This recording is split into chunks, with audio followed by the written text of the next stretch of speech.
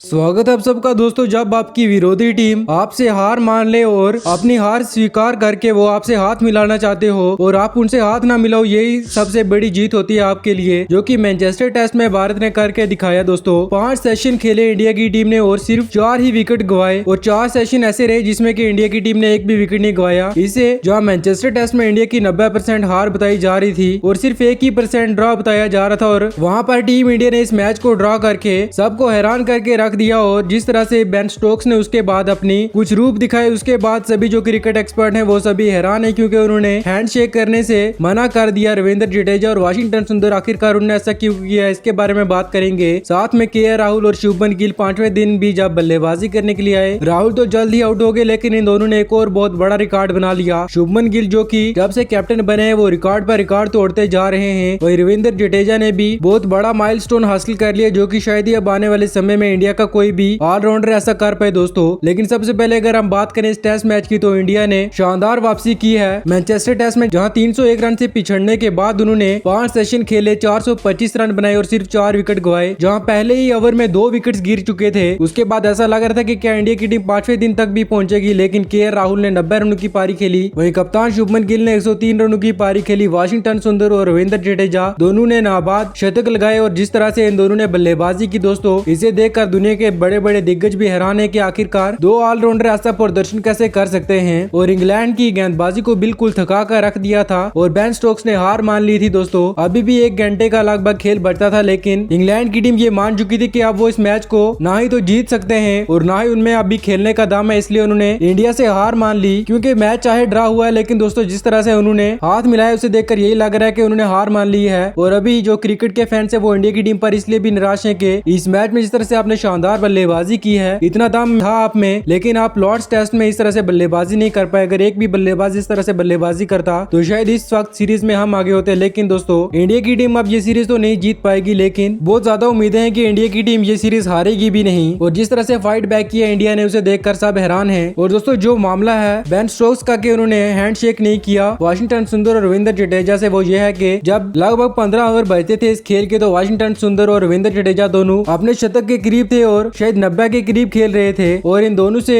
Ben Stokes ने कहा कि हम हैंडशेक कर लेते हैं और इस टेस्ट मैच को यहीं ड्रा कर लेते हैं, क्योंकि अब शायद ही इसका रिजल्ट ना निकल पाए। लेकिन दोनों प्लेयरों ने रिफ्यूज कर दिया और कहा कि हम दोनों अपने शतक के लिए खेलेंगे अब, क्योंकि हमने बहुत सारी मेहनत की है और ये माइलस्टोन हम जरूर हासिल करेंगे। और इसी के बाद बेन स्टोक्स गुस्सा हो गए और मैच के बाद उन्होंने इन दोनों से हाथ नहीं मिलाया। और इस बारे में जडेजा और उनसे कुछ बात भी हुई, लेकिन तब भी बेन स्टोक्स ने हाथ नहीं मिलाया। उसके बाद उन्होंने प्रेस कॉन्फ्रेंस में कहा कि इंडिया ने पूरे इस टेस्ट मैच में शानदार बल्लेबाजी की। चौथी इनिंग में जिस तरह से उन्होंने बल्लेबाजी की उससे सब हैरान है, लेकिन रविंद्र जडेजा और वाशिंगटन सुंदर अपने माइलस्टोन की तरफ जा रहे थे, जिसके बाद उनके माइलस्टोन के लिए मैं अपने मैन बॉलर को जोखिम में नहीं डाल सकता था। और यही वजह थी कि वो हैरी ब्रूक और जो रूट से ओवर करवाते गए। और जैसा ही उनका ये बयान आया दोस्तों, उसी के बाद इंग्लैंड के जो दिग्गज हैं स्टुअर्ट ब्रॉड, उन्होंने भी इस फैसले को गलत बताया और उन्होंने भी इंडिया का सपोर्ट किया। वही नासिर हुसैन जो कि इंग्लैंड के पूर्व क्रिकेटर हैं, उन्होंने भी कहा कि रविंद्र जडेजा और वाशिंगटन सुंदर ने बहुत अच्छा किया कि वो अपने शतक के लिए गए और वो इंडिया का सपोर्ट करते हैं इस फैसले में। उन्होंने बेन स्टोक्स को कहा कि अगर आपको खेल के प्रति इतनी भावना है तो पिछले 2 टेस्ट मैच में जिस तरह से हमने देखा कि लॉर्ड्स टेस्ट मैच में जहां ऋषभ पंत को हाथ पर चोट आई थी, आप बार बार उनके हाथ पर टारगेट कर रहे थे। वही मैनचेस्टर टेस्ट में उनके जब पांव पर लगी थी तो आप बार बार उनके पांव पर प्रयास कर रहे थे कि उनके पांव पर लगे। उसके बाद शुभमन गिल के हाथ पर लगी थी तो आप हर गेंद उनके हाथ पर मारने की कोशिश कर रहे थे। तो ये दिखाता है कि आप में खेल भावना कितनी है। और दोस्तों बेन स्टोक्स जाने भी जाते हैं ऐसी एक्टिंग के लिए। ये मैच तो उनके लिए शानदार गया, लेकिन उन्होंने जो अंत में अपनी कुछ झलकियां दिखाई उसे सभी क्रिकेट फैंस काफी ज्यादा हैरान है और उनसे निराश है दोस्तों। और वो इस मैच के मैन ऑफ द मैच भी रहे और इंग्लैंड के लिए सबसे ज्यादा मैन ऑफ द मैच जीतने की लिस्ट में टेस्ट मैच में वो दूसरे स्थान पर आ गए। उन्होंने 12 बार ये कारनामा हासिल किया। इसके बाद आयन बॉथम है, उन्होंने भी 12 बार जीता है और जॉय रूट ने 13 बार जीता है। और वो इंग्लैंड के ऐसे पहले कैप्टन भी हैं जिन्होंने एक सीरीज में 300 से ज्यादा रन बनाए और साथ में 15 से ज्यादा विकेट लिए हो। और ओवरऑल इंग्लैंड के वो पहले प्लेयर हैं जिन्होंने दूसरी बार ये टेस्ट में कारनामा हासिल किया है। दोस्तों इतने बड़े बड़े रिकॉर्ड अपने नाम करके भी वो इस मैच को हार गए और लोगों के दिलों पर राज नहीं कर पाए वो। और 35 साल के बाद इंडिया ने कहीं जाकर मैनचेस्टर में कोई टेस्ट ड्रॉ करवाया है और वाशिंगटन सुंदर, रविंद्र जडेजा, शुभमन गिल और के राहुल, इन चारों प्लेयरों ने इंग्लैंड को चारों खाने चित कर दिया था दोस्तों। वहीं अब कुछ माइलस्टोन की बात करें दोस्तों, जो कि इंडिया के प्लेयरों ने अपने नाम किए हैं इस टेस्ट मैच में। जो सबसे पहले तो शुभमन गिल ने विराट कोहली को पिछाड़ा था। इंग्लैंड के खिलाफ एक टेस्ट सीरीज में सबसे ज्यादा रन बनाने वाले वो इंडिया के प्लेयर बने थे। वहीं उसके बाद दोस्तों शुभमन गिल ने 89 ईयर के बाद वो अब डॉन ब्रैडमैन का रिकॉर्ड तोड़ने के बिल्कुल करीब हैं दोस्तों। सर गैरी सोबर को तो उन्होंने पीछे कर दिया, जहां उन्होंने एक ही सीरीज में 722 रन बनाए थे और शुभमन गिल ने भी उनकी बराबरी कर ली इंग्लैंड के खिलाफ। वो 722 रन पर ही खेल रहे हैं और अब डॉन ब्रैडमैन के रिकॉर्ड के वो काफी करीब हैं, जो कि 89 ईयर पुराना रिकॉर्ड है। उन्होंने 810 रन बनाए थे इंग्लैंड के खिलाफ एक टेस्ट सीरीज में और शुभमन गिल सिर्फ 89 रन ही दूर है उनका ये रिकॉर्ड तोड़ने के लिए। और अगर दोस्तों उन्होंने 89 रन बना दिए तो वो पहले कैप्टन बन जाएंगे जिन्होंने एक सीरीज में सबसे ज्यादा रन बनाए हो और शायद ऐसा लग रहा है कि लीड्स टेस्ट मैच में शुभमन गिल ये रिकॉर्ड भी अपने नाम कर लेंगे। वहीं केएल राहुल और शुभमन गिल की दोस्तों अगर बात करें तो उन्होंने एक बहुत बड़ा रिकॉर्ड अपने नाम किया है। एज ए प्लेयर उन्होंने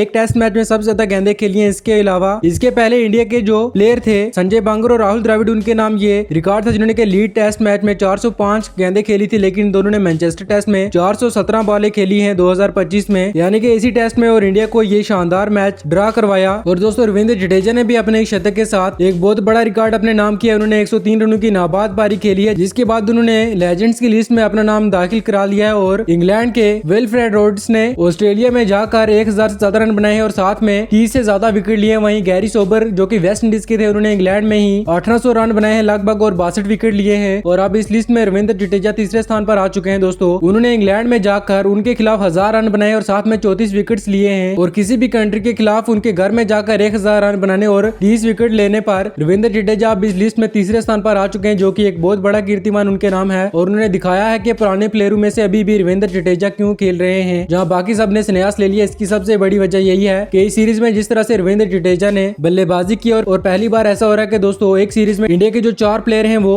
400 से ज्यादा रन बनाए हैं और उसमें रविंद्र जडेजा, ऋषभ पंत, केएल राहुल और शुभमन गिल का नाम आता है। और यही वजह है कि रविंद्र जडेजा अभी तक खेल रहे हैं और शानदार प्रदर्शन कर रहे हैं। लॉर्ड टेस्ट में ये नाबाद थे और लगभग इंडिया वो मैच जीत रही थी रविंद्र जडेजा की वजह से, और ये मैच ड्रा हुआ। ये भी रविंद्र जडेजा का काफी बड़ा रोल था इसमें। तो दोस्तों आपको क्या लगता है कि मैनचेस्टर टेस्ट में ये जो मैच ड्रा हुआ है इसमें इंडिया की बहुत बड़ी जीत है? कमेंट बॉक्स जरूर बताना। वहीं अगर आप डेली क्रिकेट की अपडेट देखते हो तो हमारे चैनल को जरूर सब्सक्राइब कर लेना। मिलते हैं अगली वीडियो में।